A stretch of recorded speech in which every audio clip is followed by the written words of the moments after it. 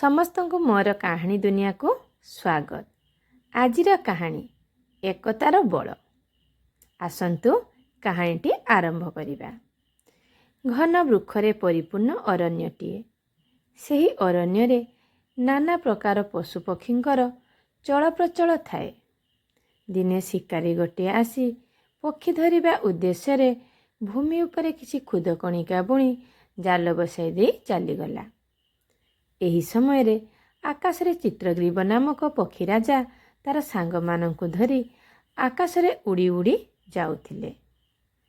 ସେମାନଙ୍କ ମଧ୍ୟରୁ ଗୋଟିଏ କପୋତର ଦୃଷ୍ଟି ଭୂମି ଉପରେ ପଡ଼ିଥିବା ଖୁଦକଣିକା ଉପରେ ପଡ଼ିଲା ଏବଂ ସେ କହିଲା, ଆରେ ଭାଇମାନେ, ଦେଖିଲଣି ଭୂମି ଉପରେ କେତେ ଖୁଦକଣିକା ପଡ଼ିଛି।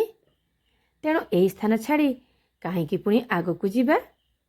ହେଲେ ଅନ୍ୟ ପକ୍ଷୀମାନେ ସେ କଥାକୁ ଅସ୍ୱୀକାର କରି ନୀରବରେ ଥାନ୍ତି।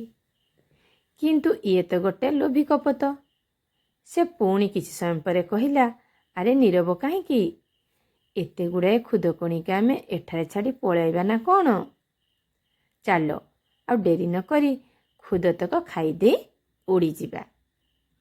ଅନ୍ୟ ପକ୍ଷୀମାନଙ୍କର ଇଚ୍ଛା ଥିଲେ ମଧ୍ୟ ରାଜାଙ୍କ ଉପରେ କେହି କିଛି କହି ନ ପାରି ରାଜା ଚିତ୍ରଗ୍ରୀବଙ୍କ ମୁଖକୁ ଖାଲି ଚାହୁଁଥାନ୍ତି। ଚିତ୍ରଗ୍ରୀବ ସମସ୍ତଙ୍କ କଥା ଅବଶ୍ୟ ବୁଝିପାରିଲେ। ସେ କହିଲେ, ଦେଖ ବାବା, ଇଏ ତ ଜଙ୍ଗଲ ଜାଗା। ଜଙ୍ଗଲର ଆଖପାଖରେ ଗୋଟିଏ ହେଲେ ବି ଗ୍ରାମ ନାହିଁ। ତେବେ ଏମିତି ଏକ ଅରଣ୍ୟ ମଧ୍ୟରେ ଖୁଦକଣିକା ଗୁଡ଼ାଏ ଆସିବା ଅସମ୍ଭବ ନୁହଁ କି? ଏହା ନିଶ୍ଚୟ କୌଣସି ଶିକାରୀର କାମ।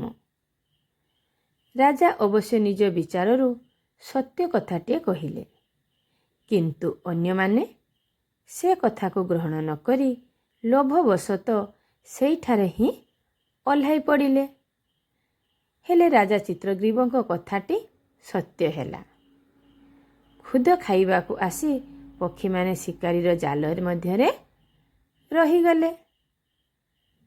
ଚିତ୍ରଗ୍ରୀବ କହିଲେ, ଦେଖିଲ ତ, ମୋ କଥାକୁ ଖାତିର କଲ ନାହିଁ। ବର୍ତ୍ତମାନ ଫଳ କିପରି ଭୋଗିବାକୁ ହେଲା? ଏଥର ଗୋଟିଏ କାମ କରିବା। ଏଠି ଏମିତି ପଡ଼ି ରହିଲେ ଆମକୁ ଉଦ୍ଧାର କରିବାର କୌଣସି ବାଟ ନାହିଁ। ତେଣୁ ଆମେ ବାଟ ନିଜେ ଖୋଜିବା। ଚାଲ ଆମେ ସମସ୍ତେ ବଳ ଖଟାଇ ଜାଲ ଧରି ଉଡ଼ି ପଳାଇବା। ତେଣିକି ବିଚାର କରିବା ଯେ ଆମେ କିପରି ଉପାୟ କରିବା ଜାଲରୁ ମୁକ୍ତି ପାଇବା ପାଇଁ। ବର୍ତ୍ତମାନ ଆମକୁ ଏହି ଶିକାରୀ କବଳରୁ ରକ୍ଷା ପାଇବାକୁ ହେବ। ଚିତ୍ରଗ୍ରୀବର କଥା ସମସ୍ତଙ୍କ ମନକୁ ପାଇଲା। ସମସ୍ତେ ଏକାଠି ହୋଇ ବଳ ଖଟାଇ ଜାଲ ସହ ଉଡ଼ିବାକୁ ଲାଗିଲେ। ଶିକାରୀ ଦୂରରୁ ଦେଖି ଦୌଡ଼ି ଦୌଡ଼ି ଆସିଲା ସିନା, ହେଲେ ପକ୍ଷୀମାନଙ୍କୁ ଆଉ ଆୟତ୍ତ କରିପାରିଲା ନାହିଁ। ଶେଷରେ ଶିକାରୀକୁ ନିରାଶ ହୋଇ ଫେରିଯିବାକୁ ହେଲା। ଏହିପରି ଭାବରେ ଅନେକ ପଥ ପକ୍ଷୀମାନେ ଅତିକ୍ରମ କରି ଚାଲିଲେ। କିଛି ବାଟ ଯିବା ପରେ ଚିତ୍ରଗ୍ରୀବ କହିଲେ, ମୋର ଜଣେ ବନ୍ଧୁ ଅଛନ୍ତି। ତାହାଙ୍କର ନାମ ହିରଣ୍ୟକ। ସେ ମୂଷିକମାନଙ୍କର ରାଜା। ଆମେ ସମସ୍ତେ ଯାଇ ସେଇଠାରେ ଓହ୍ଲାଇ ତାଙ୍କୁ ଆମକୁ ଏହିଭଳି ବିପଦରୁ ରକ୍ଷା କରିବାକୁ କହିବା। ସେ ନିଶ୍ଚୟ ନିଜର ତୀକ୍ଷ୍ଣ ଦାନ୍ତ ଦ୍ୱାରା ଆମର ଜାଲକୁ କାଟିଦେବେ ଏବଂ ଆମେ ଏହି ବିପଦରୁ ରକ୍ଷା ପାଇଯିବା। ପକ୍ଷୀମାନେ ରାଜା ଚିତ୍ରଗ୍ରୀବଙ୍କ କଥା ମାନି ସେହି ବଣରେ ଯାଇ ଓହ୍ଲାଇ ପଡ଼ିଲେ।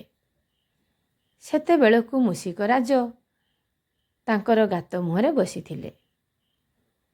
ସେ ଯେତେବେଳେ ପକ୍ଷୀମାନଙ୍କୁ ଜାଲ ସହିତରେ ଦେଖିଲେ, ବହୁତ ଭୟ ପାଇ ଗାତ ଭିତରକୁ ପଳାଇ ଯିବାର ଚେଷ୍ଟା କଲେ। ସେହି ସମୟରେ ଚିତ୍ରଗ୍ରୀବ ଗାତ ପାଖକୁ ଯାଇ କହିଲେ, ହେ ବନ୍ଧୁ, ମୋତେ କ'ଣ ଚିହ୍ନି ପାରୁନାହଁ? ମୁଁ ପରା ତୁମ ମିତ୍ର ଚିତ୍ରଗ୍ରୀବ। ମୂଷିକରାଜ ଏଥର ଚିତ୍ରଗ୍ରୀବର କଣ୍ଠସ୍ୱରରୁ ନିଜର ବନ୍ଧୁଙ୍କୁ ଚିହ୍ନି ପାଖକୁ ଆସିଲେ। ସେମାନଙ୍କ ଠାରୁ ସମସ୍ତ ବୃତ୍ତାନ୍ତ ଶୁଣିଲେ। ତାପରେ କହିଲେ, ଠିକ୍ ଅଛି, ଏପରି ବିପଦରେ ମୋର ବନ୍ଧୁ ପଡ଼ିଛନ୍ତି ଯେବେ ତାଙ୍କୁ ମୋତେ ନିଶ୍ଚୟ ସାହାଯ୍ୟ କରିବାକୁ ହେବ। ଏହା କହି ମୂଷିକରାଜ ପ୍ରଥମେ ନିଜ ବନ୍ଧୁର ଜାଲ କାଟିବା ପାଇଁ ଆରମ୍ଭ କରନ୍ତେ ଚିତ୍ରଗ୍ରୀବ କହିଲେ, ଦେଖ ବନ୍ଧୁ, ଆଗ ମୋର ସାଙ୍ଗମାନଙ୍କ ଜାଲ କାଟି ରକ୍ଷା କର, ତାପରେ ଯାଇ ମୋର ଜାଲ କାଟିବ। ମୂଷିକରାଜ କହିଲେ, ମୁଁ ତ ଛୋଟ ଜୀବଟିଏ, ମୋ ଦାନ୍ତରେ ଏତେ ବଳ କାହିଁ ଯେ ମୁଁ ସମସ୍ତଙ୍କର ଜାଲ କାଟିପାରିବି। ହଉ, ଆମେ ସମସ୍ତେ ମୂଷିକମାନେ ମିଶି ଚେଷ୍ଟା କରିବା। ତେଣୁ ମୂଷିକରାଜ ବନ୍ଧୁମାନଙ୍କର କହିବା ଅନୁସାରେ ସମସ୍ତ ଜାଲ କାଟି ଉଦ୍ଧାର କରିସାରିବା ପରେ ବନ୍ଧୁଙ୍କର ଜାଲ କାଟିବାକୁ ଆରମ୍ଭ କରି କହିଲେ, ବୁଝିଲ ବନ୍ଧୁ, ତୁମ କଥାକୁ ମୁଁ ସମର୍ଥନ କରୁଛି, କାରଣ ଏପରି ଜାଲ ମଧ୍ୟରେ ବନ୍ଧନରେ ପଡ଼ି ନିଜ ଲାଗି କେବେ ଅବହେଳା କରିବ ନାହିଁ। ହେଲେ ତୁମର ତୁମ ବନ୍ଧୁମାନଙ୍କ ପ୍ରତି ଥିବା ସ୍ନେହ, ଶ୍ରଦ୍ଧା ତଥା ଆତ୍ମୀୟତା ଦେଖି ମୁଁ ଆଶ୍ଚର୍ଯ୍ୟ ହେଲି। ଏହାପରେ ଚିତ୍ରଗ୍ରୀବ କହିଲେ, ଦେଖ ବନ୍ଧୁ, ଏଥିରେ ମୋର କି ତ୍ୟାଗ ଅଛି, ବରଂ ଆମ ସମସ୍ତଙ୍କର ଏହା କେବଳ ଏକତାର ବଳ। ତାପରେ ସମସ୍ତ ପକ୍ଷୀ ସ୍ୱାଧୀନତାର ସହିତ ଉଡ଼ିବାକୁ ଲାଗିଲେ। ମୂଷିକ ରାଜା ବନ୍ଧୁର ଉପକାର କରିସାରି ପୁନଶ୍ଚ ନିଜ ଗାତକୁ ଚାଲିଗଲେ। ଏଇଠି ମୋର କାହାଣୀଟି ସରିଲା। ପିଲାମାନେ, ଏଇ କାହାଣୀରୁ ଆମେ କ'ଣ ଶିଖିଲେ? ଏକତା ହିଁ ବଳ। ଆମେ ଯଦି ସମସ୍ତେ ମିଳିମିଶି କାମ କରିବା ତାହେଲେ ସବୁ ଅସମ୍ଭବ କାର୍ଯ୍ୟ ମଧ୍ୟ ସମ୍ଭବ ହୋଇପାରିବ। ଯେଉଁ ପିଲାମାନେ ପଞ୍ଚମ ଶ୍ରେଣୀରେ ପଢ଼ୁଥିବେ ତାଙ୍କ ବହିରେ ଥିବା ବିଷୟଟି ହେଉଛି ଦଳପତିପଦ ତୁମକୁ ସାଜେ, ଏଇଥିରୁ ଆସିଛି। ତେଣୁ ଏଇଥିରେ ପ୍ରଶ୍ନ ତୁମମାନଙ୍କ ପାଇଁ, ଏହି କବିତାରେ କପୋତମାନଙ୍କର ରାଜାଙ୍କୁ ନାମ କ'ଣ ବୋଲି ଦିଆଯାଇଛି? କମେଣ୍ଟ ମାଧ୍ୟମରେ ଜଣାଇବ।